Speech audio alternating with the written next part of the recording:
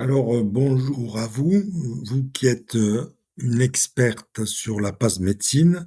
Je vous ai invité aujourd'hui pour qu'on puisse échanger au sujet de la passe et que vous nous donniez des informations qui vont aider les futurs étudiants, donc à, durant cette première année, essayer de performer au maximum pour intégrer les différentes possibilités que va offrir la passe pour ces étudiants-là. Dans un premier temps, pouvez-vous nous indiquer véritablement à quoi consiste la passe de médecine? Bonjour et merci pour l'invitation. Parlons de la PASS, qui désigne la première année commune aux études de santé. Aujourd'hui, cette voie a évolué et est souvent appelée PASS, Parcours spécifique accès santé, depuis la réforme de 2020. L'objectif principal de cette année est de préparer les étudiants à intégrer diverses filières de santé, telles que la médecine, la maïeutique, la pharmacie et la kinésithérapie. En quoi consiste le PASS? 1. Formation générale et spécialisée.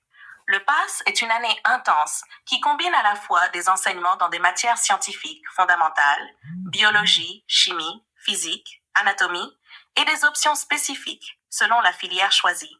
Les matières sont denses, techniques et nécessitent une rigueur dans le travail. 2. Sélectivité et concours. En fin d'année, les étudiants passent des épreuves de sélection, souvent sous forme de QCM et d'examens plus théoriques. Le classement à ces concours est décisif pour l'accès aux différentes filières. 3. Alternative en cas d'échec. Contrairement à l'ancien système PACES, où un redoublement était une option courante, dans le PASS, un étudiant ne peut généralement pas redoubler. En cas d'échec, il peut se réorienter vers une licence spécifique ou vers d'autres études, mais doit être vigilant à bien réussir les options choisies. Structure de la formation. Matière obligatoire. Biophysique, biochimie, anatomie, physiologie, biostatistique, chimie organique, etc. Matière d'option. Selon les facultés, des modules spécifiques sont choisis pour renforcer le parcours. Par exemple, des cours orientés vers les sciences humaines pour ceux qui souhaitent se spécialiser en kinésithérapie ou maïeutique. Stage d'observation. Certains établissements offrent la possibilité de faire un stage en milieu hospitalier pour découvrir concrètement les métiers. Points clés pour performer durant cette année. 1. Méthodologie. Il est crucial de s'organiser dès le début avec une bonne gestion du temps car le volume de travail est important. L'usage de fiches, de schémas et de résumés peut aider. 2. Endurance et persévérance. Le rythme est intense et la capacité à maintenir une régularité dans le travail tout au long de l'année est essentielle. 3. Collaboration et entraide. Travailler en groupe ou rejoindre des tutorats peut être une clé pour mieux comprendre certaines notions et rester motivé. 4. Gestion du stress. La préparation mentale est aussi importante que la préparation académique. Techniques de respiration, gestion du sommeil et temps de récupération doivent être prises en compte pour ne pas s'épuiser. Très bien, je te remercie pour ces indications.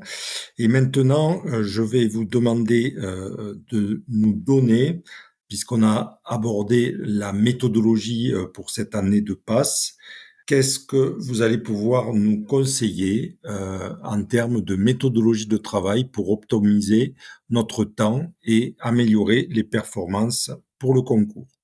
Pour optimiser ton temps de travail en passe, je te propose quelques méthodes qui ont fait leurs preuves. Une première méthode, que beaucoup trouvent efficace, c'est la méthode Pomodoro. Tu travailles par session de 25 minutes, suivie de 5 minutes de pause. Après 4 cycles, tu prends une pause plus longue de 15 à 30 minutes. C'est super pour rester concentré sans te fatiguer trop vite. Tu avances bien dans ton travail et les pauses régulières t'aident à rester alerte. Ensuite, il y a les fiches de révision. L'idée, c'est de résumer chaque cours en 1 ou 2 pages. Le but n'est pas de tout recopier, mais de synthétiser l'essentiel, comme les grandes idées, les définitions clés ou les formules. Quand tu fais une fiche, ça te force à vraiment comprendre et trier l'information. Et pour réviser plus tard, c'est beaucoup plus rapide que de relire tout ton cours. Une autre méthode qui marche bien, c'est la répétition espacée. C'est simple. Tu révises régulièrement, mais en espaçant de plus en plus les sessions. Par exemple, tu revois un cours le lendemain, puis 3 jours plus tard, puis une semaine après. Ça aide à garder les infos en tête sur le long terme, surtout pour les matières à gros contenu comme l'anatomie. Et puis, il y a le rappel actif. Plutôt que de relire passivement, tu essaies de te souvenir des infos sans regarder tes notes. C'est un peu comme te tester toi-même. Ça renforce vraiment ta mémoire et te prépare pour les examens où tu devras restituer tout ça sans filet. En gros, ce qui marche, c'est l'alternance entre travail intense, révision régulière et prise de recul avec des pauses bien gérées. Tu optimises ton temps sans te brûler.